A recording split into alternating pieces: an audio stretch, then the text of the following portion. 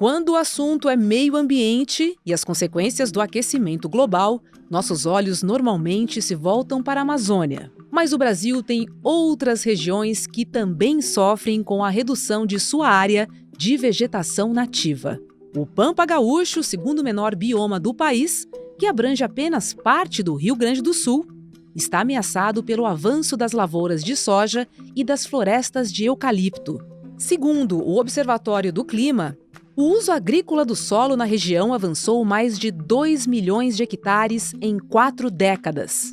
Hoje, o Pampa possui apenas 49 unidades de conservação, com pouco mais de 3% de sua extensão de 17 milhões e 600 mil hectares. Já as florestas de eucalipto tiveram um aumento de extensão que corresponde a um crescimento de mais de 1000%.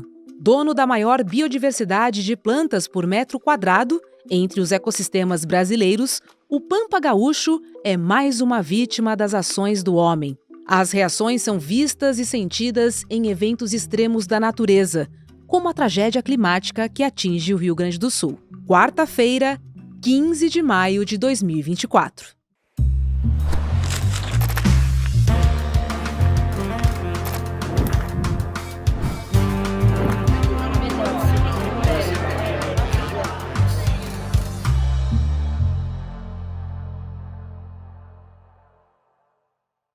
Olá, seja muito bem-vindo, bem-vinda e bem-vinde. Eu sou a Roberta Garcia e este é o videocast Em Detalhes. Aqui, sempre com um convidado especial, nós vamos analisar e conversar sobre uma temática do dia. Hoje a gente recebe Valério Pilar, professor do Departamento de Ecologia do Instituto de Biociências da Universidade Federal do Rio Grande do Sul. E a gente vai conversar sobre a devastação da vegetação nativa do Pampa e a sua relação com a tragédia climática no Rio Grande do Sul. Bom dia, professor Valério, seja muito bem-vindo ao Em Detalhes. Professor, o Pampa é um bioma brasileiro exclusivo do Rio Grande do Sul. Quais são as suas características? Que bioma é esse, hein? O que caracteriza o Pampa é a vegetação de campo. Predomina a vegetação de campos, que são campos nativos, constituídos por ervas, por gramíneas baixas, algumas mais altas, mas é aquela visão de um campo, né? As pessoas sabem o que é um campo, mas muitas vezes esses campos são áreas que foram pastagens plantadas, mas no caso do Pampa, esses campos são nativos, eles são originários, eles estão aí há milhões de anos, e eles são compostos por centenas de espécies de plantas, milhares, são cerca de mais de 2.000 espécies, né, que caracterizam essa vegetação de campo. E não só de ervas, mas de pequenos arbustos. Também no bioma Pampa há florestas, mas em muito menor proporção, porque elas ocupam apenas as áreas ao longo dos cursos d'água, denominamos as áreas ripárias, e de riachos e rios, né?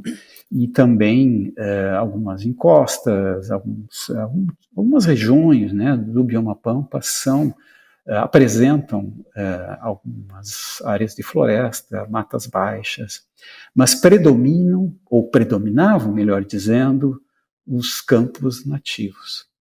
E é um bioma que no Brasil ocorre apenas no Rio Grande do Sul, mas nós estamos aqui na extremidade norte de uma extensa região que se estende pelo Uruguai e por parte da Argentina, caracterizada por esses ecossistemas campestres, né? São os pastizales del Rio de la Plata, como são denominados, né? Mais ao sul. Mas aqui nós estamos nessa mesma região, né, geográfica e caracterizada pela visão, né, pela vista descoberta, né, a grandes distâncias, e pela ausência de árvores em muitas regiões, em outras há mais árvores. Na verdade, aqui no Rio Grande do Sul, para qualquer lado que se olha no Pampa, nós vamos encontrar predominantemente campo, ou campo que foi transformado em lavouras, ou áreas de silvicultura, e áreas de mata nativa, pequenas áreas de mata nativa, como eu estava explicando. E qual é a área que ele ocupa hoje? E para a gente entender, qual a área que ele originalmente ocupava, hein? Nós temos alguns dados do MAP Biomas que indica que houve uma perda, né, enorme perda de vegetação nativa nos últimos, sobretudo, quer dizer, até 1985, havia uma perda significativa de vegetação nativa no bioma Pampa, mas ela estava mais restrita a algumas regiões, especialmente a região ao norte do bioma Pampa, no Planalto Médio do Rio Grande do Sul, onde à época, em 1985, já havia o cultivo da soja naquela região, e as várzeas, né, como o cultivo de arroz, que é um cultivo que já vem, né, desde o século XX, meados do século XX, já sendo desenvolvido nas várzeas. E a partir de então, a partir de 1985, houve uma perda significativa de vegetação e, sobretudo, da vegetação campestre, que é a que predomina, né, no bioma Pampa. Então, para tu teres uma ideia dessa perda, né, eu vou abrir aqui uma planilha que eu tenho aqui para a gente não se perder. De qualquer maneira, foi uma perda bem considerável, né, professor? E aí eu aproveito, enquanto o senhor abre a planilha aí, para Sim. perguntar qual é a relação dessa perda de vegetação nativa do Pampa com os alagamentos do evento extremos que estamos vivenciando atualmente no Rio Grande do Sul. Bem, nós temos que considerar que o Rio Grande do Sul não tem apenas o bioma Pampa, ele tem também uma boa parte, né, do estado coberta por áreas que pertencem ao bioma Mata Atlântica. Mas nessas áreas também há um predomínio de campos, de vegetação campestre, são os campos de altitude. Então, toda essa região faz parte, né, compõe a bacia do Guaíba, que deságua em Porto Alegre. Então, os rios que dão um estuário do Guaíba, o Rio Jacuí e os seus tributários, e o Rio Gravataí, dos Sinos, Caí, todos esses rios, né, que se encontram aqui no estuário do Guaíba, eles nascem, né, em áreas do bioma Pampa, sobretudo a bacia do Jacuí, e os outros rios, eles nascem em áreas, o Taquari, sobretudo, e o Rio Caí, nascem em áreas campestres, né, do bioma Mata Atlântica, os campos de altitude. E todos esses campos, como eu estava dizendo, eles sofreram uma transformação significativa, sobretudo desde 1985. A perda foi muito maior na vegetação de campo do que na vegetação florestal. Foram milhões de hectares que foram perdidos nesse período. Eu tenho alguns dados aqui que eu posso mostrar, só para ter uma ideia de quanto foi essa perda. Então, no Rio Grande do Sul, considerando os campos do bioma Pampa e os campos do bioma Mata Atlântica, os campos de altitude, foram 3 só na bacia do Guaíba, que é digamos, a bacia onde a bacia do Rio Jacuí e desses tributários, né, foram removidos 1,1 milhão de hectares de campos, né, nesse período, desde 1985, e a perda de florestas foi muito menor, foi de 267 mil hectares. Isso é uma nota técnica, né, do MAP Biomas, que eu tive acesso ontem, fazendo um levantamento da perda na bacia hidrográfica, né, que alimenta, né, o estuário do Guaíba. Então, respondendo à pergunta, Sabe-se que a perda de vegetação nativa agrava o efeito dos eventos extremos, os impactos negativos dos eventos extremos. O que nós precisamos considerar é que primeiro, não é só bioma pampa, nós temos que os campos, né, toda a área do bioma Mata Atlântica no Rio Grande do Sul, e nesses dois biomas houve uma perda significativa de vegetação nativa, sobretudo a partir de 1985, que nós temos essa série de biomas mostrando que as maiores perdas foram de vegetação campestre, que caracteriza tanto o bioma pampa como as áreas mais altas do bioma Mata Atlântica aqui no Rio Grande do Sul. E são essas áreas que são as nascentes dos rios, né? Tanto do rio Jacuí, parte do rio Jacuí, como os outros rios que desaguam aqui no estuário do Guaíba, em Porto Alegre. Então, as cheias, elas foram, essa enchente catastrófica que está acontecendo, ela foi provavelmente agravada pelo uso da terra que removeu, né, a vegetação nativa em milhões de hectares em toda essa região. Quer dizer, em 38 anos, foi mais de 1 milhão de hectares só na bacia do Guaíba, que foram perdidos de vegetação campestre, ou seja, então foram os campos que foram perdidos, foram os campos que foram transformados, e nessa região a transformação se deu sobretudo para o cultivo da soja. Então, é isso, quer dizer, a expansão agrícola sobre as áreas de campo agravou o impacto negativo desse evento extremo de chuva agora, mas também provavelmente agravou o impacto dos eventos extremos de seca que têm acontecido e já aconteceram há poucos anos.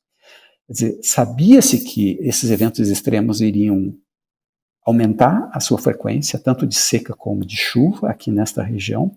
Isso já se sabe há décadas, o IPCC vem alertando e cada vez as previsões dos modelos são mais regionalizadas. Então nós teríamos tido tempo, os governos teriam tido tempo para tomar medidas de adaptação a essas mudanças climáticas previstas, no sentido de, neste aspecto aí de uso da terra, de regular o uso da terra, de fazer cumprir a lei de proteção da vegetação nativa, que já está aí, né, antes na forma do Código Florestal e a partir de 2012, como lei de proteção da vegetação nativa, protegendo todos os tipos de vegetação nativa, determinando que os proprietários tenham pelo menos 20% da sua propriedade protegida com vegetação nativa, seja de campo, seja de floresta, sejam banhados ou brejos. Determina também que as áreas ao longo dos rios precisam estar protegidas, as margens dos cursos d'água protegidas por áreas de preservação permanente, as encostas mais declivosas, sobretudo nessas áreas onde há floresta, as encostas aí da encosta da serra, isso aí é bioma Mata Atlântica, que está protegidas, né, por áreas de preservação permanente. Mas, nesse sentido, a maior violação dessa legislação tem acontecido justamente sobre as áreas originalmente de campo nativo. Essa é a vegetação nativa que tem sido mais ameaçada, pelo menos nesses últimos 37 anos, né, em que aconteceu a expansão da lavoura de soja sobre as áreas de campo. As áreas de floresta no Rio Grande do Sul, felizmente, os remanescentes florestais no Rio Grande do Sul estão mais bem protegidos, porque há uma consciência da população de que as florestas precisam ser protegidas, mas os campos nativos, infelizmente, as pessoas muitas vezes pensam que são áreas degradadas, que não são áreas de vegetação nativa, que não merecem, né, que não precisam ser conservadas.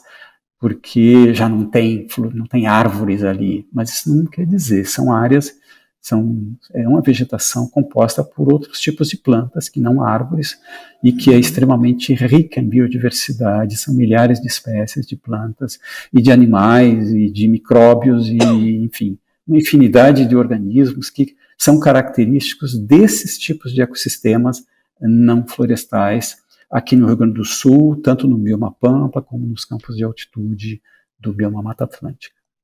A gente percebe claramente que a biodiversidade, ela está sendo ameaçada, né?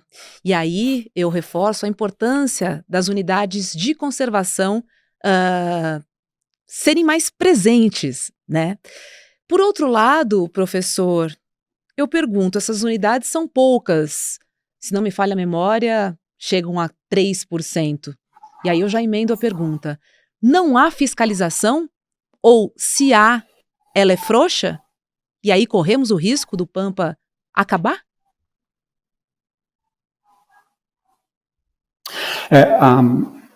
As unidades de conservação, elas cobrem uma área muito pequena do bioma Pampa,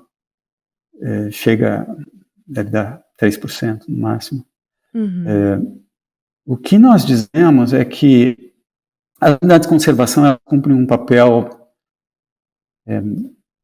complementar na conservação da biodiversidade. Não é possível nós conservarmos a biodiversidade apenas em unidades de conservação. Por isso que nós temos no Brasil essa categoria, né, não deixa de ser uma unidade de conservação, mas que é a reserva legal, que está na lei, essa lei de proteção da vegetação nativa, 20% de cada propriedade. Se essa lei fosse cumprida, nós teríamos protegidos, né, e para uso sustentável, que deixo claro, né, que a reserva legal tem esse propósito, né, que sejam áreas de vegetação nativa com o propósito de serem utilizadas para uso sustentavelmente, né, e aí o uso pecuário, né, para produção pecuária, o uso dessas áreas com o gado, que pasteja esses campos nativos, que suprem a forragem para esses animais de forma gratuita, são áreas cobertas com vegetação nativa que serve como pastagem. São pastagens naturais, nós podemos dizer, gratuitas, né? Não precisam ser plantadas. Então, as reservas legais podem ser utilizadas para a produção pecuária, por exemplo. As reservas legais, onde há campos nativos, elas podem ser utilizadas para a produção pecuária. E essa produção pecuária mantém toda essa biodiversidade. É essencial, inclusive, o uso dessas áreas de campo para que essa biodiversidade seja conservada. Se eles não forem utilizados, a tendência é modificar para um outro tipo de vegetação menos favorável à conservação dessas espécies características dos campos nativos. Então, o que eu dizia é que as reservas legais, nós teríamos áreas conservadas, áreas protegidas em cada propriedade, e isso, no bioma Pampa, nós poderia chegar a milhões de hectares, né? Eu não tenho de cabeça os números, mas pensando que atualmente nós temos 6 milhões de hectares de campos nativos ainda remanescentes no bioma Pampa, só dessas áreas remanescentes, se elas fossem protegidas, nós teríamos mais de 1 milhão de hectares de reservas legais. O problema é que no Rio Grande do Sul, praticamente nós não temos nenhuma reserva legal delimitada pelos proprietários. No cadastro ambiental rural, que são os proprietários que declaram essas reservas, eles são obrigados a declarar no cadastro ambiental rural os limites da sua propriedade, as áreas de remanescentes de vegetação nativa, onde está a reserva legal na propriedade, onde estão as áreas de preservação permanente, parte da propriedade é utilizada já com área com agricultura ou com silvicultura, ou seja, que seriam áreas rurais consolidadas. Os proprietários tem que fazer isso. E eles fizeram. A maior parte dos proprietários no Rio Grande do Sul declararam, preencheram o cadastro ambiental rural. O problema é que declararam os remanescentes de vegetação nativa de campo como sendo área rural consolidada. E com isso, não declararam a reserva legal. Então, há um passivo ambiental enorme no Rio Grande do Sul,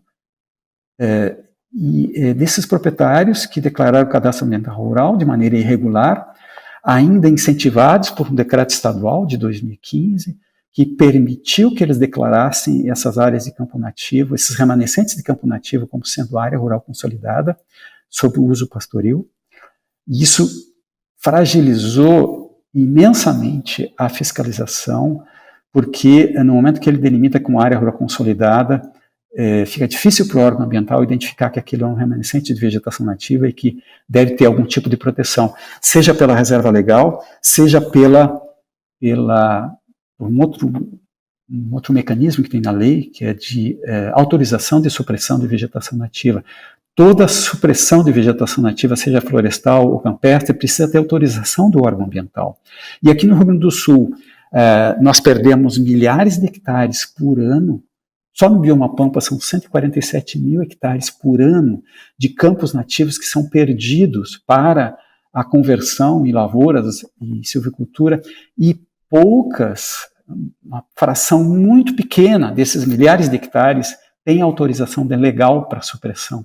Então, o Estado do Rio Grande do Sul, lamentavelmente, se omitiu na aplicação da Lei de Proteção da Vegetação Nativa, no sentido de, primeiro, analisar o cadastro ambiental rural, exigir que os proprietários tenham declarado os remanescentes de vegetação nativa como tal, sobretudo os de vegetação de campo, como remanescente de vegetação nativa, que tenham declarado a reserva legal, e que tenham aqueles que suprimiram a vegetação nativa, ou que quiseram suprimir a vegetação nativa, ele não exigiu que tivessem pedido autorização legal para isso, porque o órgão ambiental pode regular esse uso.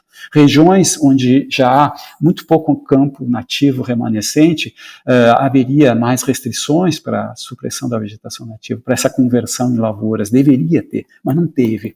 Então, é isso. Nós tivemos aí um período de algumas décadas de omissão, né, do governo do Estado na aplicação da lei, né, e agora, com essa catástrofe, esperamos que percebam, né, que tem que mudar. Nós temos que proteger os remanescentes de vegetação nativa, porque eles ajudam a lidar com esses eventos extremos, tanto de chuva como de seca, porque protegem o solo, porque aumentam a infiltração da água da chuva no solo, porque reduzem o escorrimento superficial. Então, tudo isso faz com que um excesso de chuva, como aconteceu, diminua o impacto negativo desse excesso de chuva. A água escorre mais lentamente para os rios, ela é retida por essas barreiras, por essas áreas de vegetação nativa, ela infiltra mais no solo, escorre menos, causa menos erosão. Aquela água barrenta que a gente vê na imagem, né, nas imagens, né, da enchente em Porto Alegre, de onde que ela vem? Aquilo é solo erodido em toda essa bacia hidrográfica, né, do Guaíba, sobretudo nas áreas de uso agrícola, mesmo com um plantio direto, que protege um pouco mais do solo, que ele causa uma perturbação menor no solo. Mesmo assim, o solo não é coberto, ele é muito mais suscetível à erosão quando ele é cultivado, mesmo com plantio direto, do que quando ele está coberto com a vegetação nativa campestre ou florestal, né? A floresta, todo mundo sabe, protege o solo e reduz a erosão, enfim, mas os campos também protegem o solo e aumentam a infiltração da água e tudo isso, e cumpre um papel importante nessas medidas de adaptação, né, às mudanças climáticas. Nós temos que nos preparar para isso. E professor, em face à crise climática que já chegou, apontando para o futuro, é possível restaurar o bioma Pampa? Quanto tempo levaria? Olha, é muito difícil a restauração da vegetação de campo nativo. Isso é um dos temas de pesquisa na Rede Campo Solino. Nós temos colegas trabalhando com pesquisas nessa área e que procuram, então, descobrir como restaurar uma área de campo nativo depois que ela tenha sido cultivada, e é muito difícil.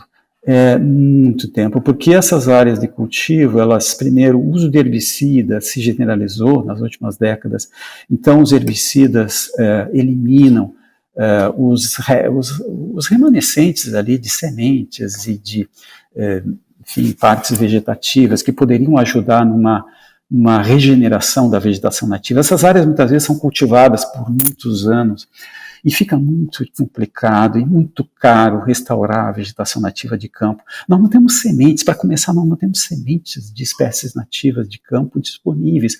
Se um produtor rural chega para nós e demonstrar interesse, eu gostaria de restaurar uma área de campo nativo, que eu tinha uma lavoura e agora eu quero deixar de plantar ali, eu quero que o campo nativo regenere ali, como é que eu posso ajudar esse processo?